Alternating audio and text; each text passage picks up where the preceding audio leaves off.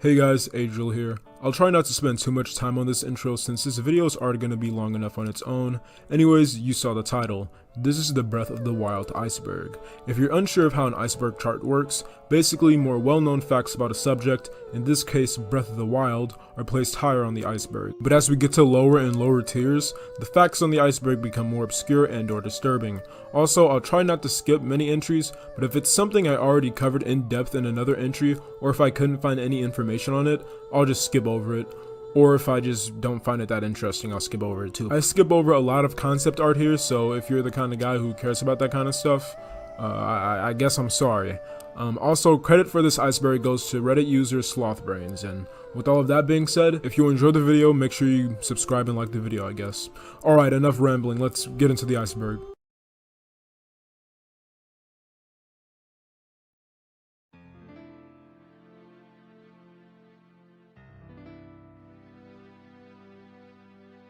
Zelda U. Breath of the Wild was originally scheduled to be released in 2015, being developed as a Wii U exclusive, but after two major delays it was finally released for the Wii U in 2017, while also being a launch title for the Nintendo Switch. Kinda goes without saying, but the Switch port of the game ultimately sold better. Development hell. This entry refers to the delays that I briefly mentioned in the last entry. Breath of the Wild was originally teased for an early 2013 release date by Aonuma during a Nintendo Direct. Then in 2014, the game was given an official 2015 release date. Then, I'm sure most of you know this, the game was delayed. Apparently, there were a decent amount of features cut during development for the game across the Wii U and Switch versions during this time to further streamline the gameplay. The physics engine also had some issues which led to further delays in 2016. In the same year, Nintendo allowed E3 attendees to play the Wii U version of Breath of the Wild.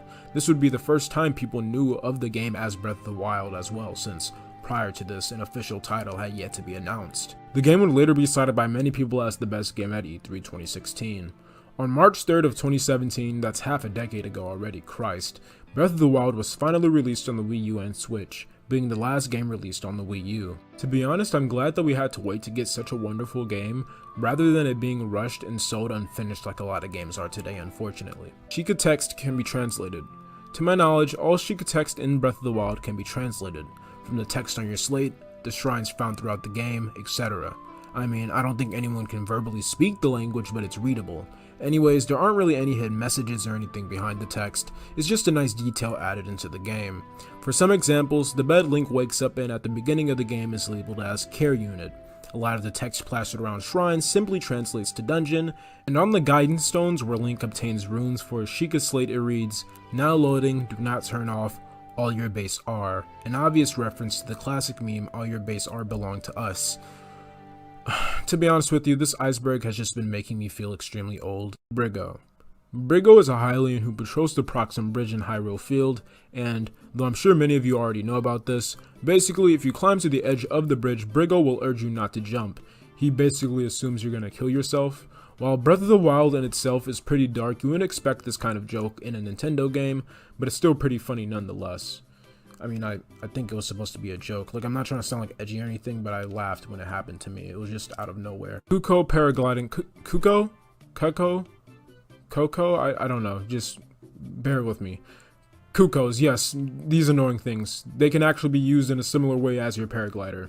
Just grab one, find a ledge to jump off of, and hold the jump button like you would with your glider. Not much else to say about this entry. Aliens. Just days before the release of Breath of the Wild, Nintendo released some of the concept art from back when the game was still in early development. There are definitely some interesting ideas here, but the most interesting of them all is probably this piece of art. Though there aren't a lot of details considering this was extremely early development, we can assume that at one point the idea of having UFOs and aliens in the game was thrown around a bit. Though the Zelda series is somewhat familiar with aliens, it would have been the first time something to this scale would be put in a Zelda game. It would have definitely been interesting. Hestu's Gift. I forget if Hestu is a Korok or something else, but basically, Hestu is this fat funny green giant guy who you go to trade Korok seeds you've collected for more inventory space. Basically, if you collect and give all 900 Korok seeds to Hestu, as a final gift, he gives you this. Yeah, not a lot of people were really happy about this final reward, since they spent so much time collecting the seeds, but hey, I mean, at least you have maxed out inventory space now. Astronaut Link. This is just some more concept art that further shows that at one point, the Zelda team may have been considering having Breath of the Wild have something to do with space and or aliens. 2D Zelda 1 prototype. During development of Breath of the Wild, the team created a 2D Zelda prototype to test the Havok's physics engine that would be in the final cut of the game. That's it really. It's a shame that they didn't somehow include this as a mini game or an Easter egg inside the final game though, since it actually looks kind of fun.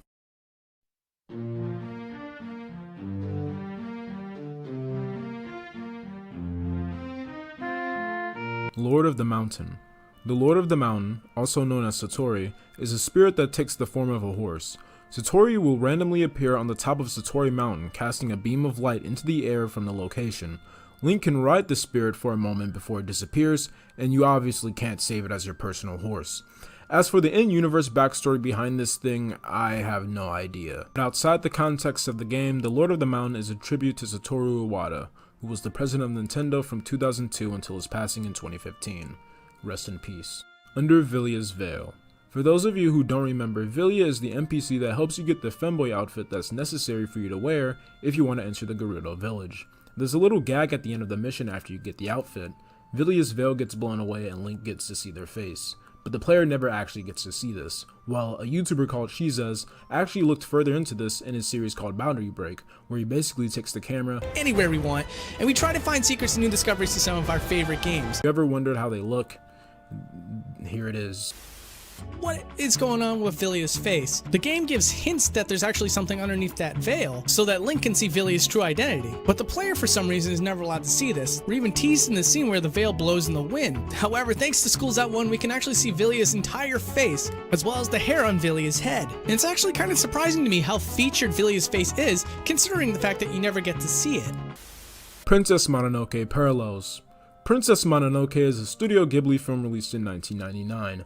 I won't get into the plot or anything since, to be honest, I kinda wanna watch this film for myself, so I'd rather not look too much into the movie. But regardless, most of the comparisons between the two properties are pretty arbitrary in my opinion anyways. Most of the comparisons I've seen just have to do with the visual aspects of the film and game, and while Breath of the Wild's visuals probably did gain inspiration from Mononoke, that's pretty much where the similarities end. From the little research I was able to gather, Mononoke kinda has an environmental message, whereas Breath of the Wild is kinda just about a guy waking up after a century and killing an extremely underwhelming boss. Obviously an extreme oversimplification of both properties, but you get my point. I've seen people calling Breath of the Wild Mononoke the game, and I'm just like, no. Master Sword has been returned. So this is actually the first entry that I'm unfamiliar with, but it's actually pretty interesting. Basically, a Japanese player discovered a glitch in Breath of the Wild that allows you to drop the Master Sword, which most of you probably know isn't really possible. I mean, it'll kind of break and recharge, but you can't drop it like the rest of your items. Upon dropping it, the Master Sword flies into the sky, and a message appears at the top of your screen reading, "The Master Sword has been returned to the forest." The forest, of course, being the Lost Woods where you first got the thing. This is interesting because this is clearly an action that the player should be allowed to do, considering the fact that there's a full animation and text to go along with the glitch, but that's the thing, it's just a glitch. So maybe the developers planned on putting this as an option in the game originally, but it didn't make it into the final cut but somehow wasn't fully removed from the game? I don't know, something like that hot coffee mod in San Andreas that I'm sure a lot of you are probably familiar with. I don't know, that's just my theory. Refurbished weapons. I've never tested this myself, but apparently there's a method to repairing your weapons in Breath of the Wild. As all of you probably already know, it isn't really possible in-game to repair your weapons, or so Nintendo wanted you to believe. Just find an Octorok, one of these annoying guys, let them consume your weapon, and it'll spit it back out, cleaning it and repairing it. Now, I'm gonna be honest, I'm kind of unsure whether or not it actually repairs your weapon, but it does in fact clean the rust off of your rusted weapons. So I guess technically it's not really repairing your weapon, but actually giving you a new weapon, since rusted and regular weapons are technically different. I don't know, I'm just saying words at this point. Original Divine Beast designs. While the Divine Beast concept art is pretty cool looking in its own right, I wanted to mention the concept art for the Guardian Stalkers while we were here because, yeah, as if the Guardians weren't already terrifying enough. Until of course you learn how to parry and get the Master Sword, but anyways I digress. As for the Divine Beasts, I would have definitely preferred these designs over the kinda boring and repetitive Divine Beasts we got in the final cut of the game. Flowers inside the Great Deku Tree's mouth. The title is pretty self-explanatory, but I'll just let Shizez explain the context behind this entry since he also happened to cover it in his Boundary Break episode of Breath of the Wild.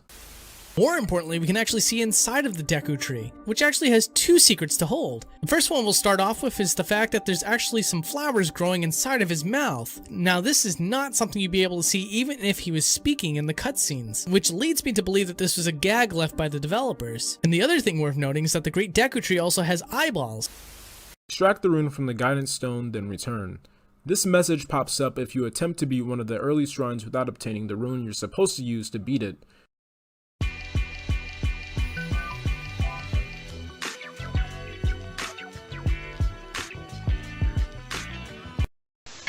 Young Link returns to your N64 in Legend of Zelda: Majora's Mask. Trapped in a strange parallel world where Armageddon looms just 3 days away, Link must recover his stolen ocarina to save this world. Now magical masks transform him into creatures of power, while bold new creatures cross his path, charmed with luck, both good and bad. Legend of Zelda: Majora's Mask for your Nintendo 64. Time is running out.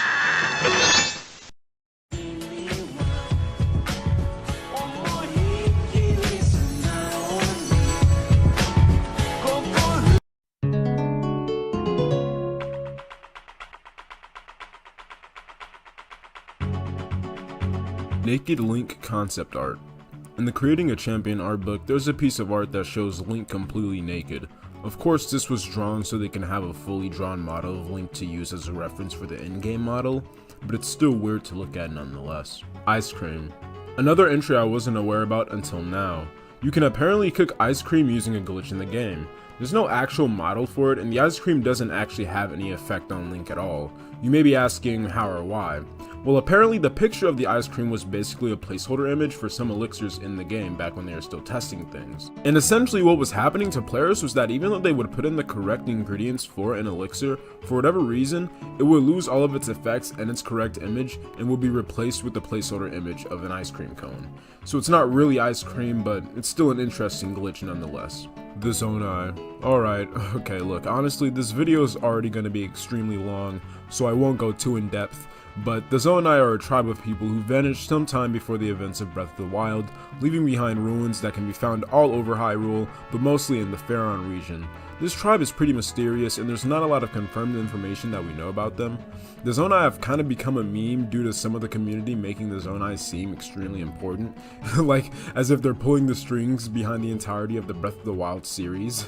But to be honest with you though, it is becoming more and more plausible that the Zonai actually do hold an important role in the Breath of the Wild story, with their ruins making appearances in the Breath of the Wild 2 trailer where we see Ganon hidden away in a cave of some sort. There's a lot more that goes into this tribe though, so if you want to look more into that, I suggest these videos. They can be found in the description as well, and they definitely do a better job of explaining the entirety of the Zonai tribe, much better than I ever could. Unused Picori.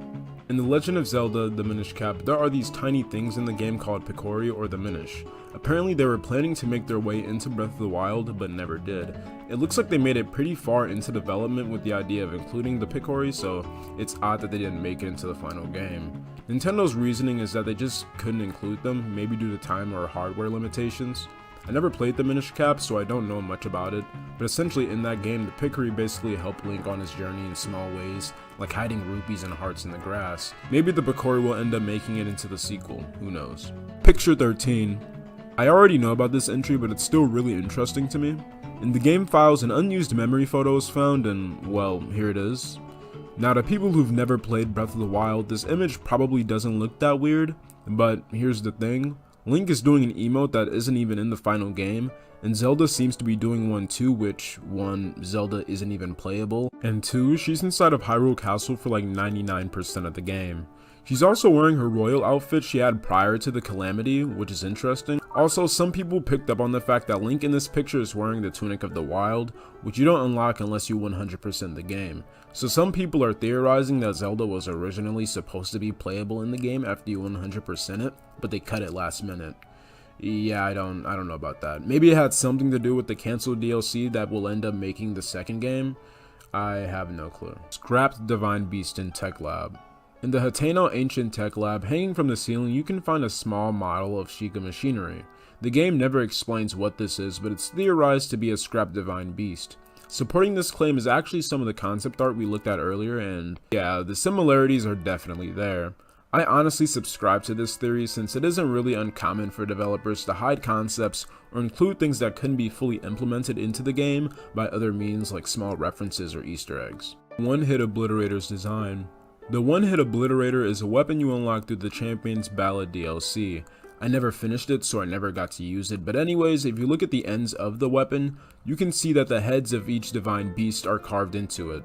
Pretty cool detail. Kakariko Village Ghost Woman. In Kakariko Village, you can find two girls who live there, Coco and Katla. They frequently mention and reference their mother, but she's nowhere to be found in the village. If you speak to one of Impa's personal guards, Dorian, he tells you about his backstory. Dorian was at one point a part of the Yiga clan, but broke off with them after falling in love with a Sheikah woman. As revenge, the Yiga clan killed his wife, and Dorian never knew how to tell his daughters, Coco and Katla. But somehow, Coco has already figured out that her mother has passed, and you can sometimes see her visiting her mother's grave. The reason why this entry is titled Kakariko Village Ghost Woman is probably because of Katla, who still doesn't know her mom is actually dead. Katla thinks she's just playing hide and seek, and sometimes she'll still look for her around the forest. Mii NPCs. To make it short and simple, Nintendo kinda somewhat reused assets from the Miis when making faces for a lot of the NPCs within Breath of the Wild. It's not something you'd really notice at first, but once you do, yeah, it's pretty obvious. After people found this out though, people found a way to mod their own Miis into Breath of the Wild, which is actually pretty cool to be honest. Beetle's Notebook. You can sometimes catch Beetle reading some notes of his. Some people have successfully translated the Hylian notes to English, and it reads, this is the left page by the way, quote, memorandum, writing very important document, remember amazing, end quote. And on the right page, quote, writing memorandum, memo, end quote. Yeah, it's pretty much just gibberish. Obtainable chests. There are some chests within Breath of the Wild that are legitimately impossible to get to without the use of exploits or mods. A lot of these chests are stuck underground, and when I say that, I don't mean like stuck in the sand and you can pull it out with the magnet rune, but underground as in out of bounds. Eventually though, players found a way to clip through the ground and grab the chest while underneath the map, which I'm not even sure how determined you have to be to go out of your way to discover a glitch to get access to chests that the players were never supposed to even see. I respect the dedication.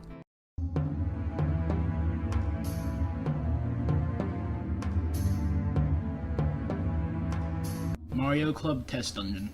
Last year, a modder by the name of Wikiteru looked into the game files and was able to recreate Nintendo's debug room that was hidden in Breath of the Wild. If you guys don't know, a debug room is a room in a game that developers will use to sort of test out the different spells, weapons, vehicles, mobs, anything in a game that needs to be tested out. The name for the debug room was Mario Club Test Dungeon. It comes from Nintendo's debug team, Mario Club. There wasn't anything really secret in this room, pretty much just various items and creatures scattered about, so yeah, pretty cool. Dungeon 136 is another shrine also found hidden within the game's files. Like our last entry, modder Wikiteru restored the model for this shrine. It was just a template for a blessing shrine, nothing special. Mount Hebra. Anyone who's played the game for at least an hour has probably noticed a giant hole in this mountain right here. It's never explained in the game. The most popular theory behind the damage is that one of the divine beasts misfired a laser during the original fight against Clammy Ganon 10,000 years ago before the events of Breath of the Wild. I subscribe to this theory too. It's the most plausible explanation, and we've seen the destructive power of the divine beast to an extent, so it's definitely possible. Shrine of Resurrection and Ganon's Cocoon similarities. This is something else I never actually noticed myself prior to writing the script, but if you compare Ganon's Cocoon to Link's Shrine of Resurrection, yeah, the similarities were definitely intentional. It makes sense since, you know, Link is the protagonist and Ganon is the antagonist, and they both wake up after 100 years to fight each other. Nice detail. Damn it. If you speak to one of the Rito, they'll say a bad word. Nintendo. Like, Nintendo, don't buy this for your kids, am I right? Rain kills Fire Keys. Another cool detail I was unaware of, the title of this entry is pretty self-explanatory. Fire Keys will eventually die if they stay in the rain for too long. Good. I hate them.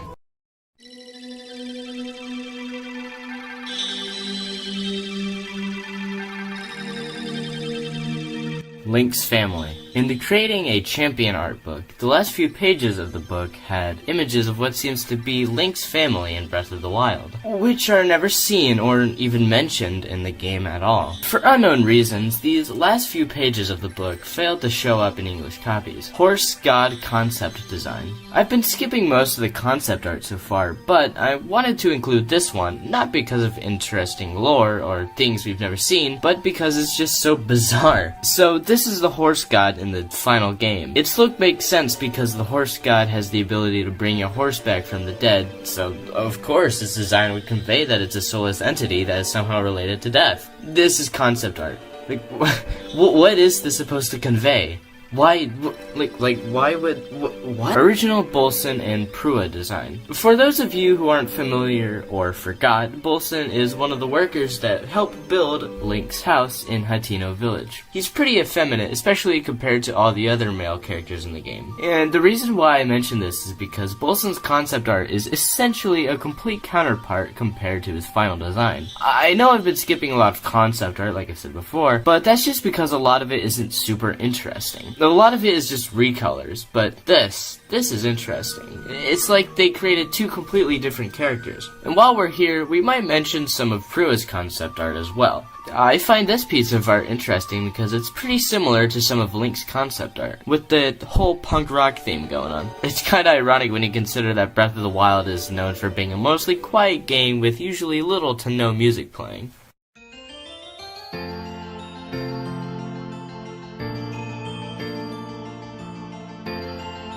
Lionfish Mifa. It's so weird how so much of the Breath of the Wild concept art is kinda better than what we got in the final game. This design of Mifa is so much more unique and memorable than the official look, at least in my opinion. Not that the one that we got is bad or anything either, it's just, I don't know man, it looks cooler, okay? Unused Frostbite. 6 months ago, Reddit user Postpostress used mods in order to make Link much colder than what is usually possible in the game, and this actually gave Link Frostbite. And you know what, while we're here at this entry, I'm just gonna go ahead and mention the Sunburn entry that's about 2 tiers down, because the Frostbite feature is actually just reusing the Sunburn mechanic. Unlike the Frostbite mechanic though, you can still get Sunburn in the final cut of the game, but it only happens when you stay out somewhere hot like the Gerudo Desert for too long, and it also maxes out at 4%. Why not higher, you might be asking? Well, modders were wondering the same thing, and so they turned up the percentage of the Sunburn, and well, here are the results. Yunobo map icon. Fun fact, Yunobo has his own icon. Now you might be asking, how do you get to use it? Well, it only shows up on your map once, and that's during the Von Rudania fight. Yunobo is actually the only character in Breath of the Wild to have his own icon in the Tailed Beast fights. None of the other characters who help you in your fights have their own icon. Knight's Claymore inscription. On the Knight's Claymore, there's another cool detail that most people would never see in game. It reads, quote, Hyrule Kingdom, power, wisdom, courage, end quote. Tracy and Beetle are writing the same thing. Considering the fact that we already established earlier that Beetle's journal is just gibberish, it's safe to say that Beetle and Tracy having the same writing has no significance at all. It's just the game reusing assets. Lionels can teleport. In all of my 200 hours in Breath of the Wild, I've never actually seen this. If you're fighting a Lionel and you somehow lead them out of the area they're supposed to be in, they can't reach you, or if their pathfinding breaks, they might teleport. Anywhere, I'm not even sure where they're supposed to teleport. Some videos show the Lionel just disappearing, but I've heard other people say that it teleported behind them. Either way, I didn't even know they could do this until now, and this is probably one of the most interesting facts that I've seen from this Iceberg so far. Link's Diary. This is something I'm sure most English speakers aren't even aware of. I'm not sure about the other translations, but in the English version of the game, when you go to your adventure logs, the description and/or instructions for all of your quests are written in third person, as if the Sheikah Slate itself is updating your log for you. But in the original Japanese version of the game, the adventure log is written in first person, and in it, Link gives his thoughts and feelings on his quests, and so this can be interpreted as his diary, since he's basically updating a journal along his adventure, giving his opinions about the situations he's in. This adds up since, in Zelda's journal, it's revealed that Link chooses to be stoic and not speak for the sake of keeping the image of being a confident and strong warrior for Hyrule. Basically, Link still has emotions and whatnot, he just chooses not to show anyone or speak.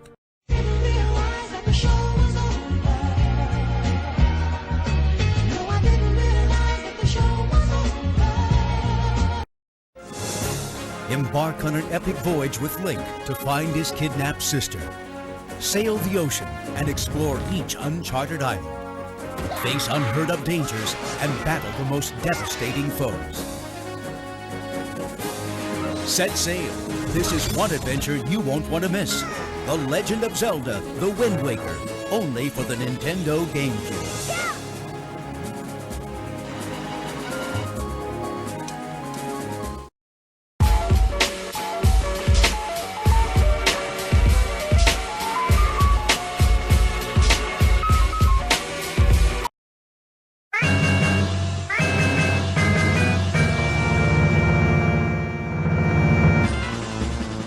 Sidon's whistle. I never noticed, but attached to whatever that thing around Sidon's neck is a whistle. I assume this is some sort of significant item that gives him a great tactical advantage when in battle. botw alternate dialogue. If you approach botw outside of the Gerudo village without the Vi disguise, she'll recognize your voice, but keep your secret. I like alternate dialogue options like this, it immerses you more into the game. Horses and water. I wasn't even aware until now, but apparently horses in Breath of the Wild can swim, which makes sense since they can very much do that in real life, but it doesn't really work the way you may be thinking it does. In game, it doesn't happen too often and it's kind of hard to actually pull off intentionally. You have to force your horse into the water, either by just pushing it until it drops into the water, or using one of your bomb runes. Also, the horse pretty much swims to the nearest spot they can use to climb out of the water, so either way, it doesn't really swim or stay in the water for long. Hidden penises. Yeah, so apparently there just happens to be several objects and landforms around Hyrule that happen to take on a phallic shape. Hinoxes eat cows whole. Some more official concept art that basically confirms that Hinoxes eat cows whole. That's, kind of scary to be honest with you. Okay, so look, it pains me to admit it, but I just couldn't find any information on a lot of these entries.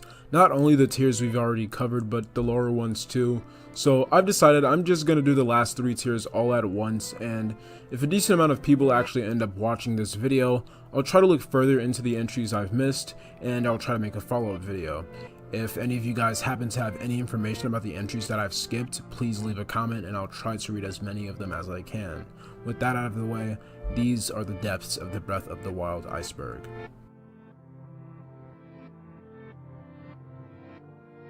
Real Japanese landmarks. During early development, developers used models of actual Japanese landmarks to test the scaling of the game. In some of the screenshots, we can also see the skydiving mechanic that was also originally intended to be in the final cut of Breath of the Wild 1, but never made it in. Of course, we can expect to see the skydiving feature be fully implemented into Breath of the Wild 2. Giga 9 hand seals. I'm surprised I was actually able to find information about this entry at all, since the title alone makes it sound more complex than most of the things we've covered on the iceberg so far. And yeah, it is pretty confusing, and I really don't want to get any of this wrong, so I'll just let Zeltic explain it since he happened to make a video briefly mentioning it. They pause to conjure a wheel of 9 letters. Hylian in the case of the Yiga, and Ancient Sheikah in the case of Monk Mazkoshia.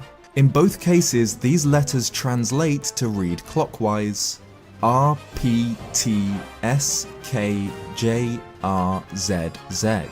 Which correlates to the 9-syllable seals, known as kujin or 9 symbols in Japanese, a form of meditation. The 9-syllable seals are, and I apologize for my pronunciation, Rin, Pyo, To, Sha, Kai, Jin, Retsu, Zai, and Zen, and would be uttered alongside accompanying hand symbols.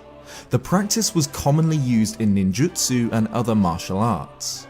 The kujin were and are still used as a form of meditation in the real world, but in films, games, and anime have evolved into a sort of spell, unlocking the user's arcane abilities and connecting one's physical form with their spiritual self. Old Great Plateau entrance.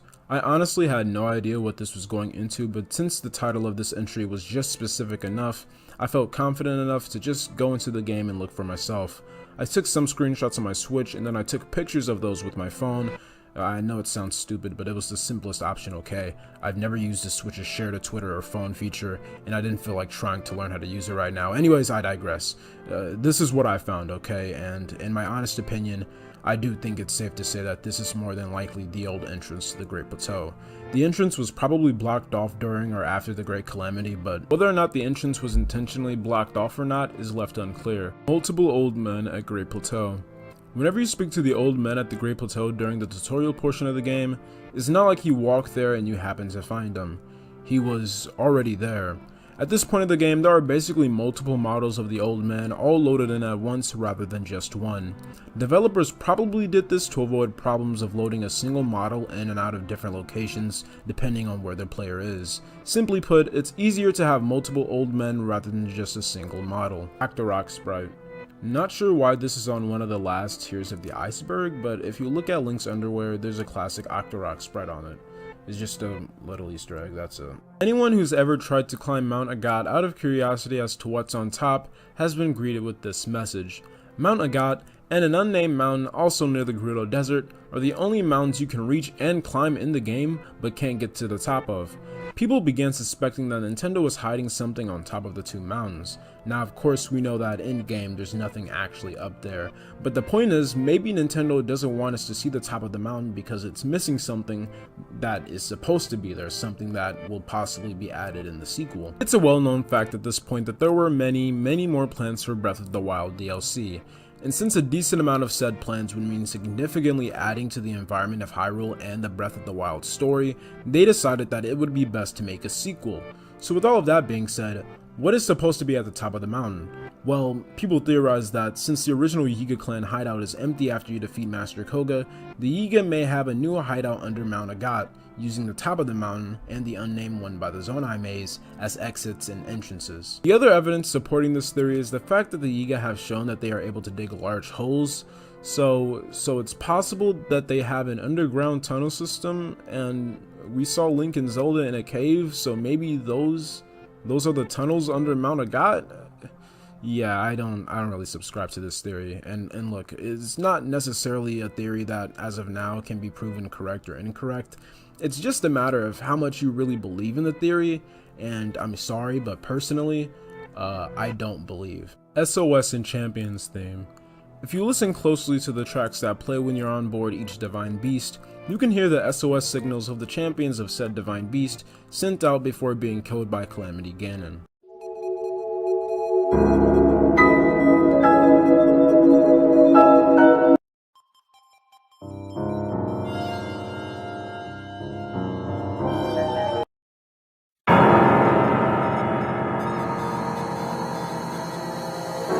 While we're here, I'm going to mention Revali's final moments, since it's related to this entry. This entry references the track that plays when you're aboard Va Meadow, the Divine Beast Revali piloted. If you pay attention to this theme and the others, the SOS signal in this theme specifically comes much later than the others. Basically, the theory is that Revali, being cocky and not wanting to call for help, waited until the very last moment to send out his SOS, so he was probably absolutely terrified in his final moments.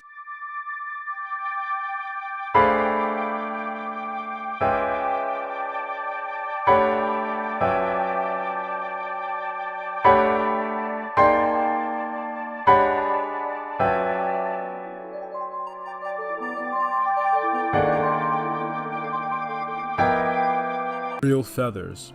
In some official art of Revali, there's some text next to him. It reads, quote, "The decorative feathers in his shoulder pads are real feathers," end quote. This is really confusing, especially since it never comes up in the game or anywhere else. Some people think this means that the Ritos sometimes take the feathers off dead Rito and use it for clothing, which is pretty dark. Some people think that they shed and use their own feathers, and some other people just think that it's a funny joke added in by the artists or developers. Who really knows? Robbie is a file. This entry kind of confused me, so I'll just be reading a quote from Slothbrains where they explain this entry. So basically, in the Creating a Champion art book, an early design for Cherry showed a statue on the head of a young girl, with the note beside the concept art that states that the girl is 10 years old. Considering Robbie's unusual relationship with Cherry, this could be interpreted as Robbie having pedophilic urges. In Robbie's journal, he claims that his wife, who is also at least a few decades younger than him, made a few contributions to Cherry's design. This could imply that she removed the sculpture, as Cherry's final design in the game is basically the same as the concept art, just without the girl sprouting out of its head. This would explain why she hates it when Robbie refers to the ancient oven as Cherry. Robbie also notes that Cherry was modeled after his first love. This might mean that he's not a pedophile and just way too caught up in his childhood memories, but regardless, it definitely doesn't seem healthy. That was the Breath of the Wild Iceberg. I've never worked on a video this long, but it was really fun though, and I learned a lot. So if you somehow made it to the end, thank you for watching this entire video. I really appreciate it. I worked really hard on it. Also, I'd like to thank Trapdos and Discrepant for covering tiers 4 and 5. Check out their channels, both will be in the description. As I said earlier, if you have any information regarding the entries I missed, please leave them in the comments. I will try to make a follow-up video answering them if I get enough info on the entries that I missed. With all of that being said, if you enjoyed the video, consider liking it and maybe subscribe to the channel. The support is greatly appreciated. See you guys later. Bye.